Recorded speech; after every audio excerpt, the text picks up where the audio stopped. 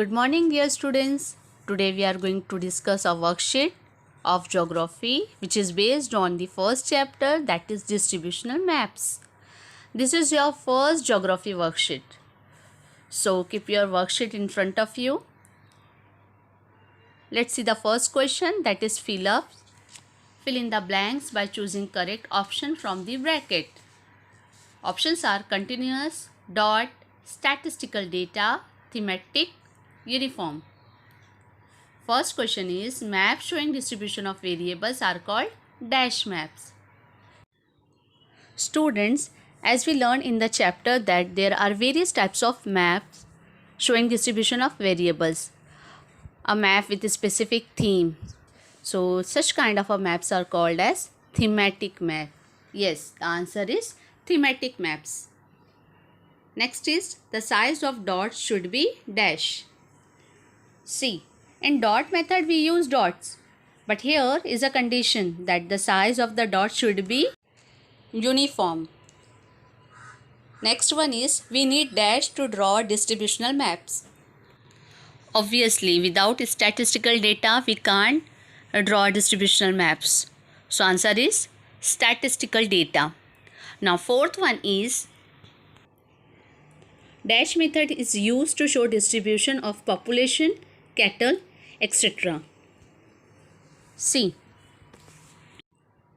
as we learned that the population and cattle are variables which is freely scattered across the region, and for freely scattered variables we use dot method.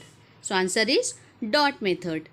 Next one is isopleth method is used to show distribution of variables when it is continuous. Answer is continuous. Second question is complete the statement by choosing correct option. Number 1. Dash is an important study method in geography. Maps, field visit, picnic, farm visit. Answer is field visit. While showing population distribution, urban population is shown by a dash. Options are given to you. Circle, dots, squares, lines. Answer is circles. Third one, when the distribution of variables is dash, the isopleth method is used. Options are continuous, discontinuous, sparse, disjoint.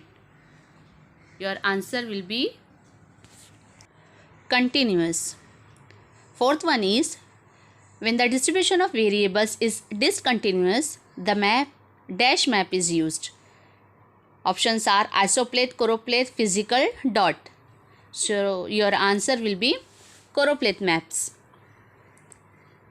Now next one, distribution of maps are of dash type.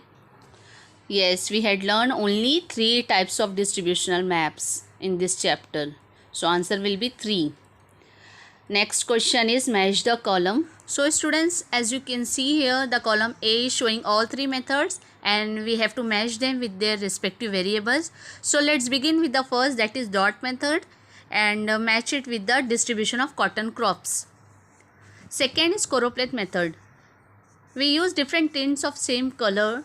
I hope you remember we studied the map of Amravati district showing population density by this choropleth method. So match it with the density of population. Now third one is isopleth method. As you know, the isopleth method is used to show the continuous variables like temperature. So match it with the distribution of temperature.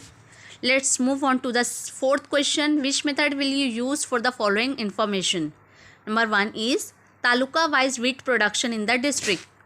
Your answer is dot method. Second is distribution of altitude of the land in the district. See, as we know that the altitude of a land is continuous variable, so we will use isopleth method here. Third one is distribution of domestic animals in the state. Domestic animals are freely scattered variables, so we will use dot method. Fourth one is the distribution of population density in India. Same, dot method. Fifth one is temperature distribution in Maharashtra state. See, temperature is continuous variable, so write here isopleth method. Question number 5 is read the map given below and answer the following question. Students, open your textbook, page number 5, figure 1.5. This is isoplate map of Kolhapur district showing average annual rainfall.